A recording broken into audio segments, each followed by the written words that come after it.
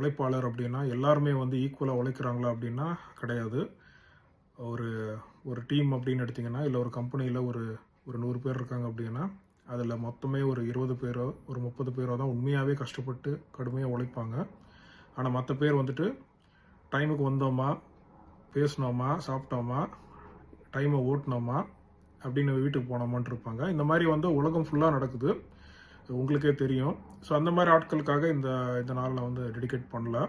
இது கண்டிப்பாக வந்துட்டு கஷ்டப்பட்டு உண்மையாக உழைச்சி அந்த உழைப்புக்கு அந்த தகுந்த சன்மானம், அந்த தகுந்த ஒரு அப்ரிசியேஷன் கிடைக்காத, இன்னும் சொல்லப்போனால் அவங்கள குற்றவாளி ஆக்குற இந்த காலகட்டத்தில் இந்த ஒர்க்கர்ஸ் டேன்றது நம்ம not just a holiday, but it's a very important day to recognise our efforts அப்படின்னு நான் எதிர்பார்க்குறேன். அந்த மாதிரி நம்ம ஒருத்தரும் அந்த நாளை வந்து ஒரு முக்கியமான நாளை நம்ம அப்சர்வ் பண்ணணும்னு நான் என்னுடைய சின்ன வேண்டுகோள்.